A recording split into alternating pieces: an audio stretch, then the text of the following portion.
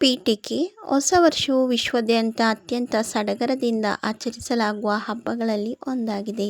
ಪ್ರತಿ ವರ್ಷ ಡಿಸೆಂಬರ್ 31ರ ಮಧ್ಯರಾತ್ರಿಯ ನಂತರ ಅಂದರೆ ಜನವರಿ 1ರಂದು ಹೊಸ ವರ್ಷವನ್ನು ಬರಮಾಡಿಕೊಳ್ಳಲಾಗುತ್ತದೆ. ಇದು ಕೇವಲ ದಿನಾಂಕದ ಬದಲಾವಣೆಯಲ್ಲ, ಬದಲಿಗೆ ಜೀವನದಲ್ಲಿ ಹೊಸ ಭರವಸೆ, ಉತ್ಸಾಹ ಮತ್ತು ಗುರಿಗಳನ್ನು ಹೊತ್ತು ತರುವ ಒಂದು ಶುಭ ಸಂಕೇತವಾಗಿದೆ.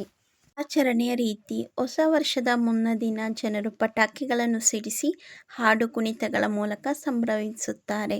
ಶಾಲಾ ಕಾಲೇಜುಗಳಲ್ಲಿ ವಿವಿಧ ಸಾಂಸ್ಕೃತಿಕ ಕಾರ್ಯಕ್ರಮಗಳು, ಕ್ರೀಡೆ ಮತ್ತು ರಂಗೋಲಿ ಸ್ಪರ್ಧೆಗಳು ಆಯೋಜಿಸಲಾಗುತ್ತದೆ. ಬೆಂಗಳೂರಿನ MG ರೋಡ್ ಮತ್ತು ಬ್ರಿಗೇಡ್ ರೋಡ್ಗಳಂತಹ ಸ್ಥಳಗಳಲ್ಲಿ ಅದ್ದೂರಿ ಸಂಭ್ರಮಾಚರಣೆಗಳು ನಡೆಯುತ್ತವೆ. ಅನೇಕರು ವರ್ಷದ ಮೊದಲ ದಿನವನ್ನು ದೇವಸ್ಥಾನಗಳಿಗೆ ಭೇಟಿ ನೀಡುವ ಮೂಲಕ ಅಥವಾ ಅಗತ್ಯವಿರುವವರಿಗೆ ಸಹಾಯ ಮಾಡುವಂಥ ಉದಾತ್ತ ಕೆಲಸಗಳ ಮೂಲಕ ಆರಂಭಿಸುತ್ತಾರೆ.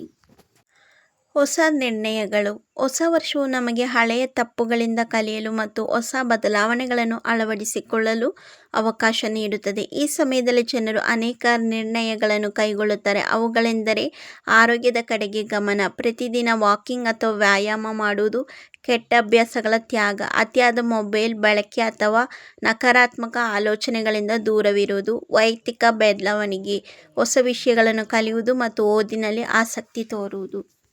ಮಹತ್ವ: ಹೊಸ ವರ್ಷವು ಪ್ರತಿಯೊಬ್ಬರಿಗೂ ಹೊಸ ಅವಕಾಶಗಳ ಬಾಗಿಲನ್ನು ತೆರೆಯುತ್ತದೆ. ಇದು ನಮ್ಮಲ್ಲಿ ಸಕಾರಾತ್ಮಕತೆಯನ್ನು ತುಂಬುತ್ತದೆ ಮತ್ತು ಜೀವನವನ್ನು ಮತ್ತಷ್ಟು ಸುಂದರವಾಗಿ ರೂಪಿಸಿಕೊಳ್ಳಲು ಸ್ಫೂರ್ತಿ ನೀಡುತ್ತದೆ.